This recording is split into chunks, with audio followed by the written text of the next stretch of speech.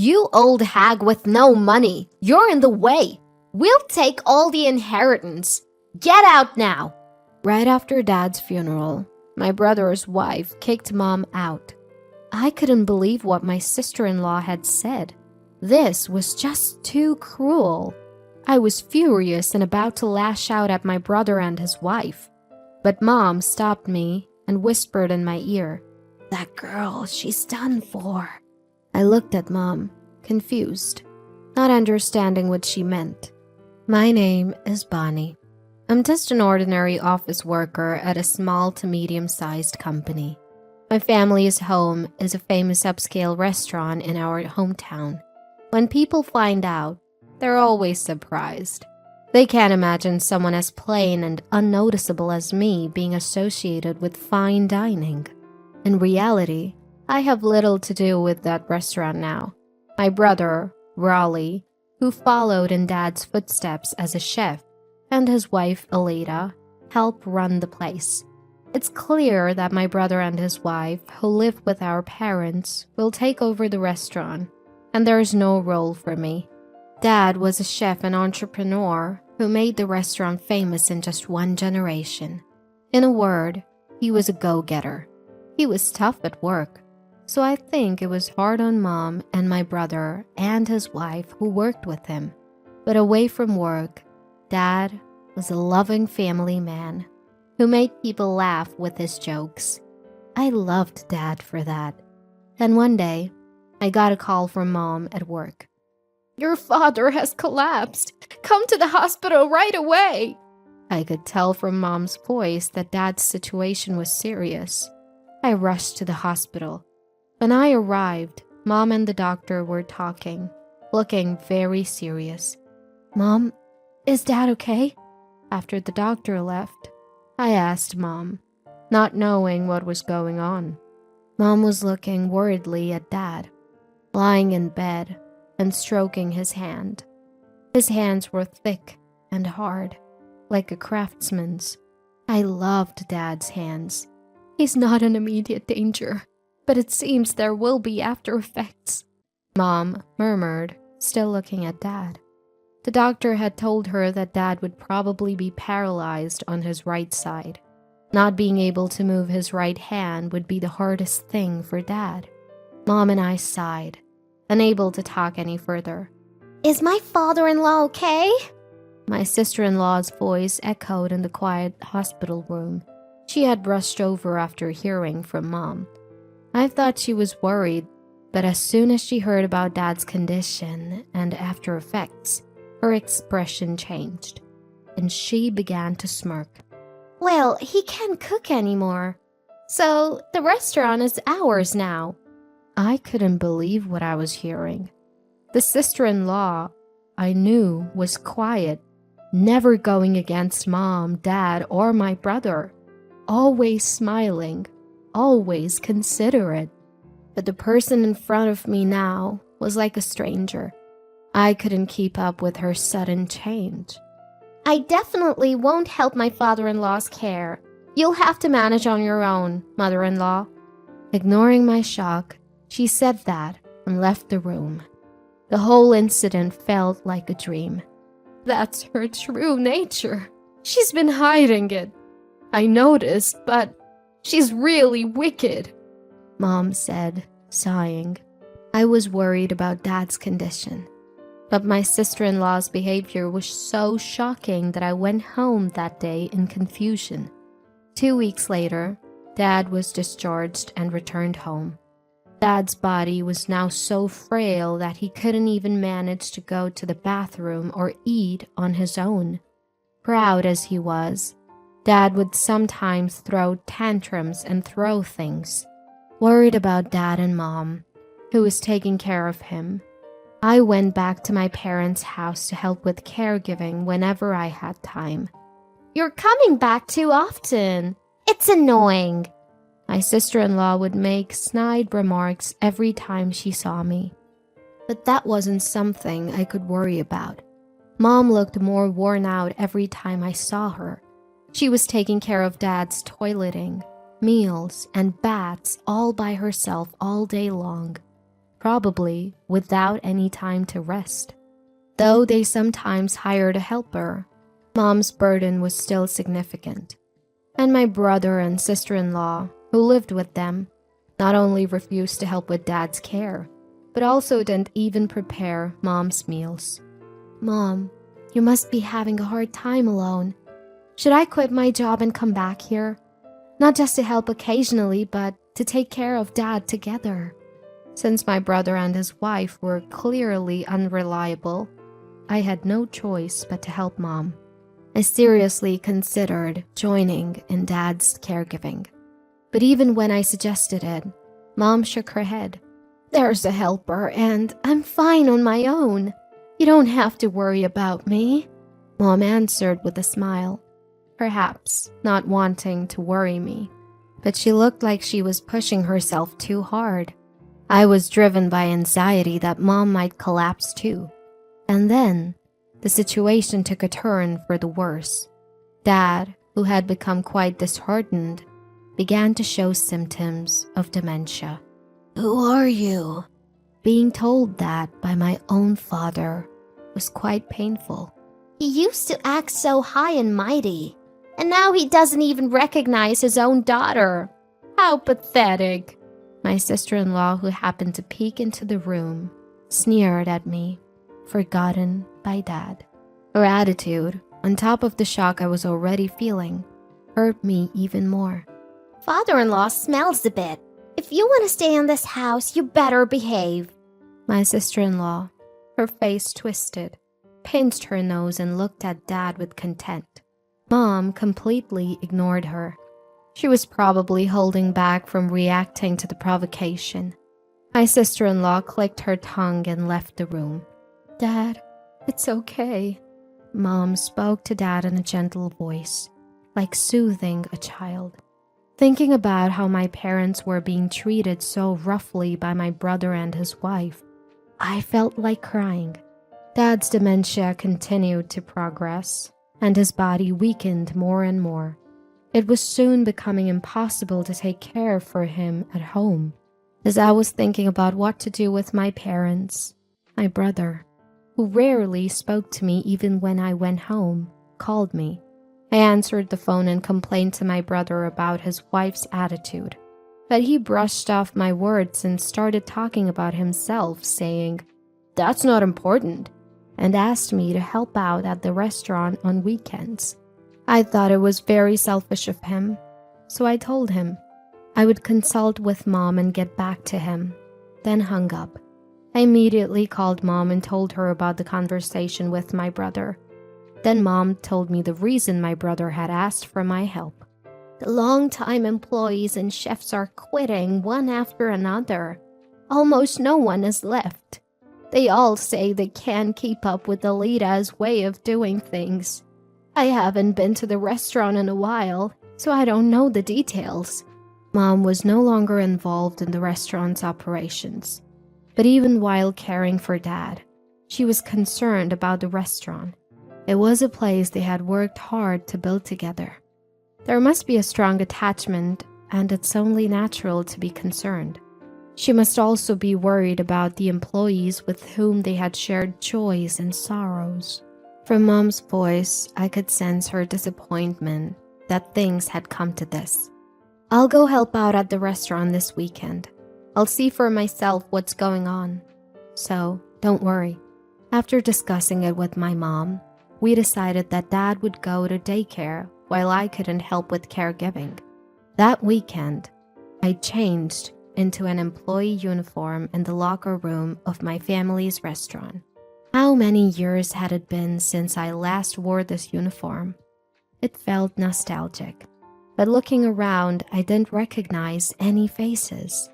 Young people who Dad would never have hired if he were still active, like those with piercings and conspicuous tattoos, were struggling in their unfamiliar uniforms as they carried food. The interior of the restaurant, which I hadn't visited in a long time, had changed significantly from my memory. I walked around the restaurant to regain my senses. Then, from a large space created by connecting several tables, I heard lively voices. Looking over, I saw my sister-in-law. She wasn't working, but was having a banquet with about 30 women of her age. My sister-in-law was sitting in the center of the table, happily guzzling wine. Ladies of my class, all our dishes are high-end and delicious. Today's my treat, so enjoy yourselves to the fullest. Truffles, foie gras, eat as much as you want. My sister-in-law, who seemed quite drunk, used an empty wine bottle as a microphone and said something outrageous. Tears erupted from those present. Aleda, are you serious? Doing that will cause a huge deficit for the restaurant. I hurried over to my sister-in-law to stop her. She suddenly changed her cheerful face and glared at me. Shut up! A sister-in-law who can't even get married should keep quiet. This is my restaurant, so I can do whatever I want. With that, she made a gesture to shoo me away. This is my parents' restaurant. I swallowed those words and left the table. The situation in the restaurant was dire. The kitchen was overwhelmed by the unreserved all-you-can-eat orders from the group led by my sister-in-law, and they couldn't handle the other customers' orders. Regular customers from Dad's time were so angry that they left, saying, "How long are you going to make us wait?" I had never seen these customers angry before. Thinking this was bad, I asked the chefs to put my sister-in-law's table on hold and suggested prioritizing the other customers, but they said they couldn't. My sister-in-law had told them to prioritize her table. If they didn't listen, they would be scolded later, the chef said, looking down. Leaving the restaurant to such chefs, my brother was engrossed in a horse racing broadcast. He probably became a chef just by going along with the atmosphere around him. As soon as Dad, who was intimidating, was gone from the kitchen, this happened. Since childhood, he had always watched Dad's face, and now that Dad was gone, he was watching Aleda's face. This was not good. I approached the table again to warn my sister-in-law about the orders. Just then, a long-serving employee, whom I knew, was telling my sister-in-law, "We can't serve that dish anymore. We've run out of the main ingredient, truffles." The moment the employee bowed his head, my sister-in-law raised her voice in anger. "Then go buy some! You should know that much, you useless person!" And she even threw an empty plate at the employee. She was acting more like a rowdy, drunken customer than an owner. I understood why the long-serving employees had been quitting one after another. "I'm thinking of changing the name of this restaurant. The current name is old-fashioned and cliché. I want something more stylish and cool." My sister-in-law turned to her friends, laughing and saying such things. The restaurant was finished. Dad's once renowned establishment was nowhere to be seen. After finishing my help, I headed to the locker room, wondering how to tell Mom about this situation. She would surely be saddened to know about this. Thinking so, my steps felt heavy as I headed home. The next day when I visited my parents' house, I honestly told Mom about the situation at the restaurant. Mom sighed sadly. "I thought it might be like that. My son has been under Aleda's thumb since Dad fell ill. And the restaurant can't survive without your father." Tears welled in Mom's eyes, and her lips trembled.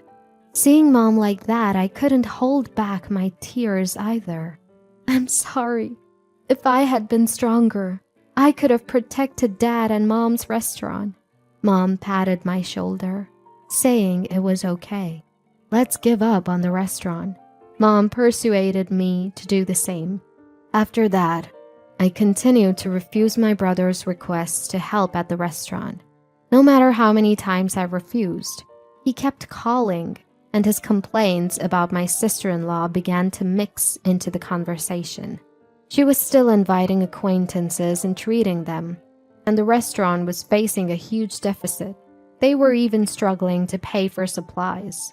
Furthermore, Despite having no money, my sister-in-law was insisting on renovating the restaurant into a stylish cafe bar. That has nothing to do with me. I would hang up the phone in the middle of the conversation every time. They could do whatever they wanted with the restaurant. I only wished for Dad and Mom to live a peaceful life. A few months later, Dad suddenly passed away from pneumonia. Many people came to the funeral of Dad, who was known for his kindness and inability to refuse requests. Mom greeted the condolence visitors with composure. "You must be tired, mother-in-law. Please rest in the bag. I'll take care of the guests." My sister-in-law only tried to assert herself at times like this. She probably didn't like Mom taking charge of the funeral. She seemed to want to show that she was the face of the family. "No, I'm in charge of the funeral, so I will properly greet everyone." But Mom didn't allow such behavior from my sister-in-law and sternly rebuked her. Whether overwhelmed by Mom's forcefulness or not, my sister-in-law left the scene with a bitter face. After that, under Mom's direction, Dad's funeral proceeded smoothly. Chefs who had trained under Dad, familiar regular customers, and many people I knew came and encouraged Mom and me.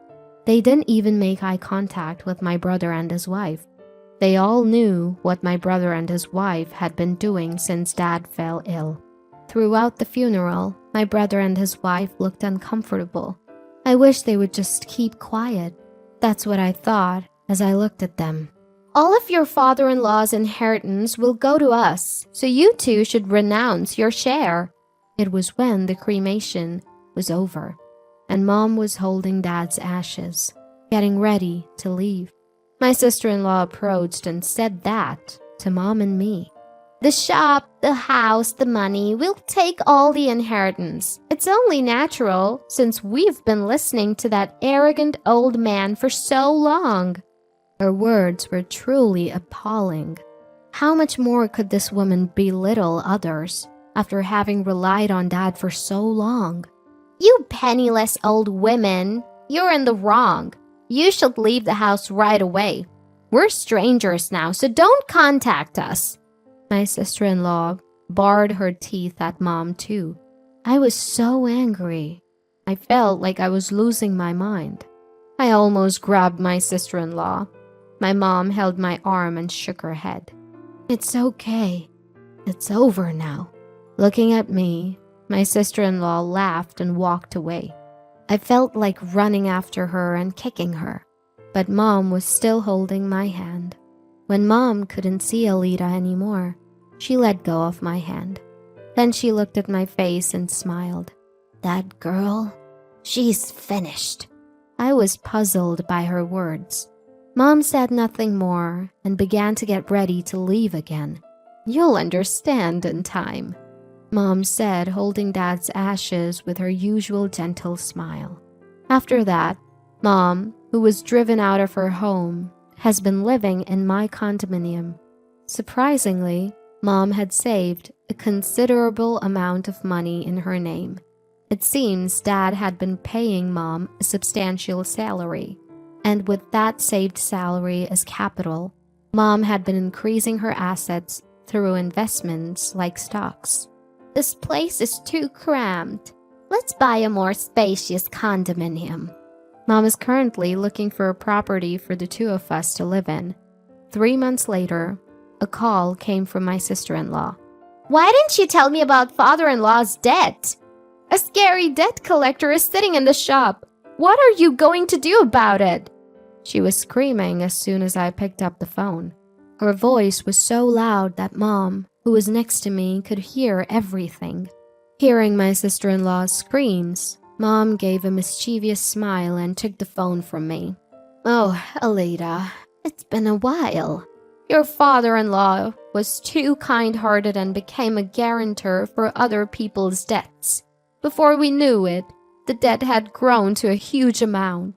I've been repaying it until now, but it's your turn from now on. After all, you're taking all the inheritance, aren't you?" Mom spoke with a chuckle. Even though she was laughing, her eyes were cold. Mom must have been harboring quite a bit of anger herself. Mother-in-law, I apologize for everything. Let's live together again and run the shop, please. My sister-in-law changed her attitude and begged. I couldn't believe she could say such a thing. I never want to deal with you two again. Mom's voice was colder than I had ever heard. She ignored my sister-in-law's screams and hung up the phone. Block her calls, please. Mom smiled as she handed the phone back to me. We had already purchased a new condominium and started our new life there. Of course, my brother and his wife don't know the location, so we'll probably never see them again.